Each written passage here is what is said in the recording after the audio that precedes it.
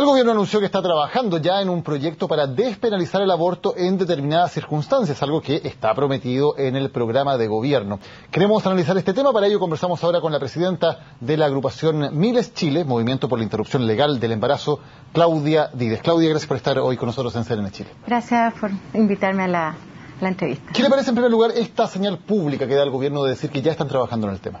A ver, a mí me parece que es una buena señal, y en ese sentido que es excelente que un ex senador de la República, como el ministro José Antonio Gómez, que fue uno además de los que hizo el proyecto en el Congreso y que hoy día están en la Comisión de Salud del Senado, haya tenido la iniciativa de establecer una relación con la ministra del CERNAM, porque eso evidentemente tiene que ver con unos temas de una de las deudas más grandes que tienen con las mujeres chilenas en toda esta democracia. ¿El trabajo debería hacerse dentro del Congreso o hay que consensuar antes, por ejemplo, una comisión donde estén integrados distintos actores? Mira, a mí me parece que aquí hay dos posibilidades. Una, que sea un trabajo de muy larga data, y la otra que es una cuestión muy corta, que tiene que ver con que hoy día hay dos proyectos de ley, uno en la Cámara de Diputados y uno en el Senado, que incorporan las tres causales que son las que se prometió en el programa de la presidenta Bachelet.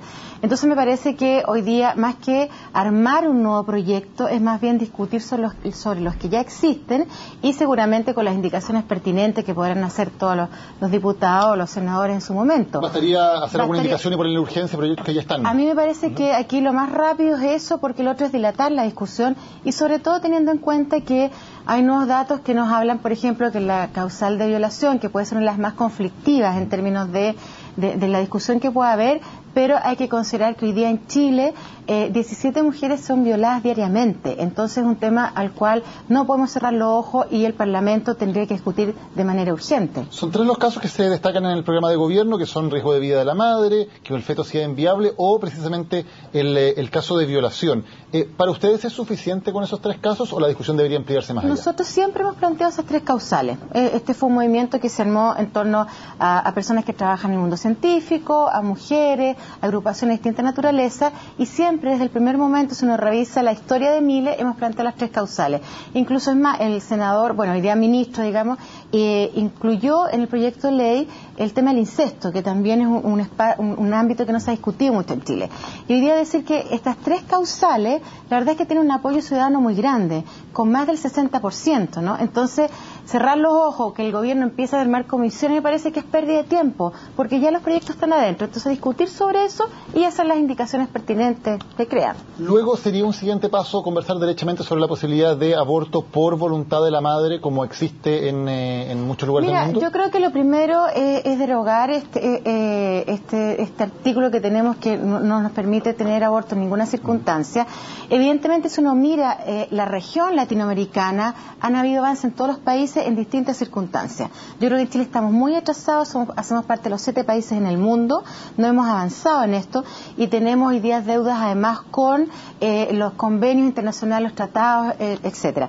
Entonces me parece que si Chile está preparado, la ciudadanía, para discutir sobre otras causales, bienvenido sea. Pero por ahora creo que lo necesario es que tengamos este proyecto, porque evidentemente uno podría hablar de las otras 160.000 mujeres, que es más o menos lo que se estima en términos estadísticos, proyección estadística anual de mujeres que se hacen aborto por distintas circunstancias, ¿no? Y ahí tenemos un tema. También están los datos que sacaron otras universidades respecto a la criminalización de las mujeres, y la verdad es que hoy día hay menos mujeres condenadas, hay más mujeres procesadas, y también la gente que ayuda a hacerse aborto. Entonces tampoco nos podemos hacer, digamos, los sordos, los ciegos respecto a ese tema, pero yo creo que en ese sentido, una vez que el país necesite que ese debate se haga, se hará. Por ahora creo que hay que avanzar en estas tres circunstancias, que me parece que son las mínimas que tiene que tener el país. Hoy la Constitución dice explícitamente que se protege la vida del niño que está por nacer. Sí. ¿Hay que partir por cambiar la Constitución? Bueno, nosotros hemos planteado también que dentro de la nueva Constitución, y también incluso que hacemos parte del tema de la Asamblea Constituyente, es decir, efectivamente tiene que haber un cambio en la Constitución. Okay, pero ¿no? ¿Se puede legislar en estos tres casos sin no sería inconstitucional? No, no es inconstitucional, no. Va a haber un debate, porque el debate respecto a cuándo comienza la vida es un debate eterno en el mundo científico y que además se vincula con las creencias religiosas que puedan tener. Entonces, lo que nosotros estamos diciendo sumamente claro es hasta las 12 semanas, es con inviabilidad fetal, como por ejemplo un caso de anencefalia, que efectivamente el feto cuando nazca va a morir. Son algunas patologías crónicas de la mujer que pueden debilitar el proceso del embarazo y que también pueden debilitar su salud mental y en caso de violación. Y obviamente es una ley que no va a obligar a nadie a abortar, simplemente el derecho a estar informado en qué circunstancias se puede abortar y seguramente va a ir acompañado de alguna indicación de acompañamiento a las mujeres que no quieran abortar en esas circunstancias. Mira, es un poco lo que pasaba con la anticoncepción de emergencia. Nadie puede obligar a tomar la anticoncepción de emergencia, nadie puede obligar a nadie a divorciarse, pero el Estado sí tiene que garantizar derechos que están en el marco de los derechos humanos y en las convenciones que Chile ha firmado. Ahora, el debate que se abre aquí es, claro, está el derecho por un lado de la mujer a tomar las decisiones que la competen en torno a su propio cuerpo, pero algunos creen que eso choca con un derecho que podría tener el feto desde el momento de la concepción. Desde la perspectiva de ustedes, ¿el feto es un ser humano y es sujeto de derechos? No, nosotros planteamos que el feto es un feto, parte de un cigoto, un embrión, a un feto, y es ser humano una vez que nace, tal como lo plantea además desde el punto de vista del derecho. Pero incluso sí, hay gente que plantea que sí tiene derecho, que me parece totalmente legítimo. Lo que nosotros estamos pidiendo es que exista una discusión en el Parlamento. La primera vez y última vez que se discutió, que fue el año 2012, ni siquiera pudimos avanzar en la idea de legislar, o sea, no era tampoco ni siquiera para aprobar algo, sino que conversemos sobre el tema.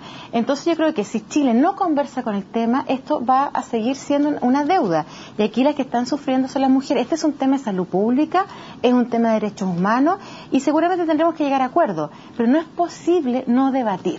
Yo creo que es una cuestión básica de dialogar en el Parlamento. ¿Por qué el límite de las 12 semanas? ¿Por qué un feto de 11 semanas no sería sujeto de derechos y uno de 12 semanas sí, o de 13 semanas sí? Lo que pasa es que hay un límite que es básico, que tiene que ver con la estructura fisiológica, cuando el sistema nervioso se conforma, cuando se conforma la cresta neuronal. Hay una cuestión científica, porque después empieza el tema del dolor también, ¿no? Hay algunos que pueden ser partidarios más semanas, hay algunos estados, incluso europeos, que se plantean, pero eso será en discusión en esos países. Nosotros lo que hemos avanzado y seguimos la línea de la OMS hasta los 500 gramos, ¿no? Y una vez que el feto no tenga dolor, que cuidamos mucho también el tema de cómo se desarrolla el sistema nervioso. Ahí hay un límite, y en eso hemos avanzado mucho con organizaciones que incluso tampoco tenían mucho conocimiento sobre el tema. Yo creo que es un avance que se puede dar muy significativo para las mujeres, para las familias, sobre todo. No queremos más Belén, no queremos más Karen Espíndola, más Romina. Hay muchos casos donde las mujeres han sufrido, y además mujeres que tienen otros hijos. Entonces yo creo que también se tiene que considerar lo que le pasa a la mujer en el entorno. Y a mí una de las preocupaciones máximas que hay es el tema de la violación. El Sename el año pasado dio un informe de denuncias de alrededor de 2.500, 2.300 denuncias de abuso sexual. Es decir, tenemos más posibilidades de Belén. No es posible que esos niños de 10, 12 años, esas niñas, estén expuestas a una situación de violencia, de violación, y en algunos casos que terminan con un embarazo. Precisamente en el caso de las menores de edad, ¿quién toma la decisión si una niña de 10, de 11, de 12 años es violada, es objeto de incesto y queda embarazada? ¿Quién tiene que decidir si se puede o no someter a un aborto? Ahí la ley es bastante clara respecto a la potestad de los padres y de las madres. Ahí hay, efectivamente, siempre, hay una discusión respecto a si hay una niñita o un niñito que en este caso, en cualquier otro tema, no pueda tomar, no está su padre o su madre. Pero va a haber un tutor, ¿no? Y el Estado también tendrá que hacerse cargo de eso. ¿Pero finalmente la decisión debe ser del niño o debe ser de sus padres o tutores? Hay que conjugar ambas cosas, porque ¿sabes qué pasa? Que ahí si no nos topamos con el tema de la Convención de los Derechos del Niño. Entonces, es la eterna discusión si los adolescentes son sujetos de derechos. Los adolescentes sí son sujetos de derechos, ¿no? Y una adolescente de 15 años, de 16 años, que es violada, sí puede dar un testimonio sí puede hablar sobre lo que le pasa y seguramente va a haber una conversación con información con su familia o con la persona que sea su tutor, digamos. Creo que en ese tema no tenemos que tener miedo, porque a mí me parece que si hay consejería, si hay información, se pueden tomar buenas decisiones. No le temo a eso, más que tenemos un sistema de salud pública y profesionales que son sumamente preparados para eso. Si el aborto fuera legal en estos 3 casos, si se aprobara este proyecto de ley, ¿el Estado debería financiar el aborto en estos casos? Sí. ¿Debería ser gratis? Sí, claro. Estamos hablando de más, mira, es que lo que estamos hablando, si nosotros, hay unos estudios del año 94, el doctor Lavín, que hablaba de cuánto costaba la hospitalización, ¿no? El costo hospitalario respecto al aborto inducido, en este caso que tú llegas con un aborto inducido al hospital. Y la verdad es que las cifras eran bastante altas, entonces conviene mucho más tener buenos sistemas de regulación de la fertilidad y entregar anticonceptivos desde muy pequeño. Bajó la edad a 14 años en niños y niñas de iniciación sexual en todos los estratos socioeconómicos. Eso ya cambió, es un dato de la realidad. Entonces significa que además todo este tipo de leyes tienen que ir acompañados de otras leyes más, de programas de educación sexual, de buenos servicios de atención a adolescentes, donde evidentemente no lleguemos al aborto, ¿no? Cuando hay casos de violación, etcétera. Entonces el Estado sí se tiene que hacer cargo. Y además que las tecnologías hoy día ya no son el raspaje antiguo, esta idea que tenemos, una cosa media como sangrienta, ¿no? Hoy día hay pastillas, se realizan cuestiones técnicas bastante modernas. Entonces creo que en ese sentido la ciudadanía tiene que informarse. No es el aborto de los años 50 donde las mujeres se nos desangraban literalmente. Algunas personas podrían decir por qué con fondos públicos, con fondos que son de todos, se debería financiar un aborto. ¿Qué les contestarían a ellos? Yo les contestaría que así como se financia la anticoncepción de emergencia, así como financiamos los métodos anticonceptivos, también tendríamos que financiar, porque estamos hablando de situaciones muy específicas. Cuando hay un feto que viene sin cerebro, ¿no? Sin cráneo, como es la anencefalia, me parece que el Estado sí se tiene que hacer cargo. Y se tendrán que ver la regulación y con la ISAPRE, con FONASA, etcétera.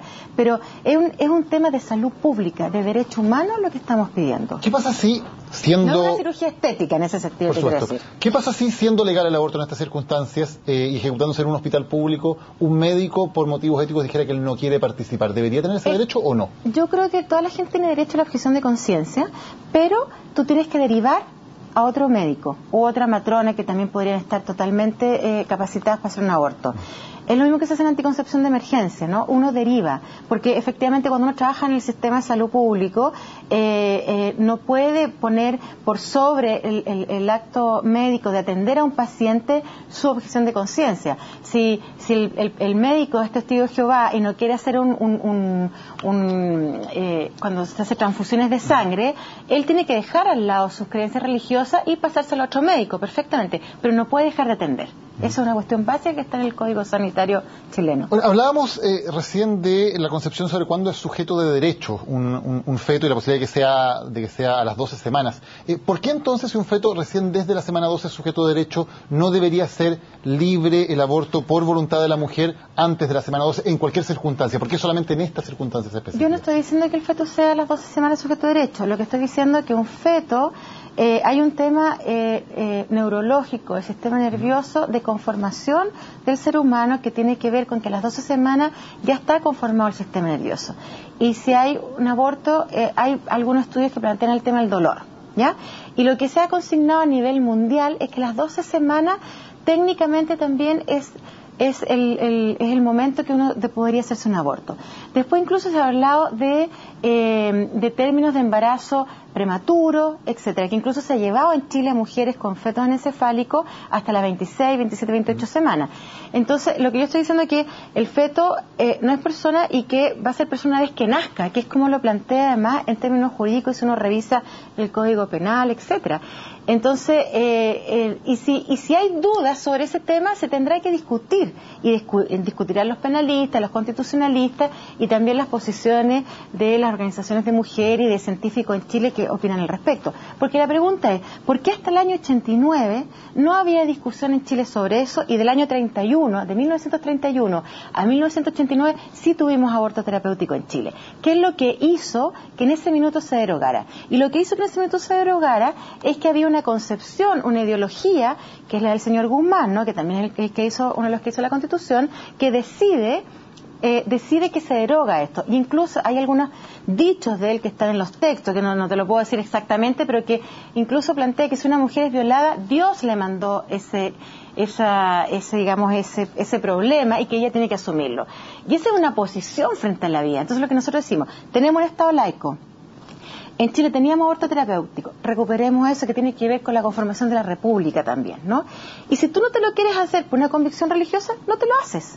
Claudia Díez, muchas gracias por haber estado hoy con nosotros en CNN Chile. Gracias a ustedes. Buenas noches. Vamos a una pausa, ya volvemos con más. Esto es Resumen Ejecutivo en CNN Chile.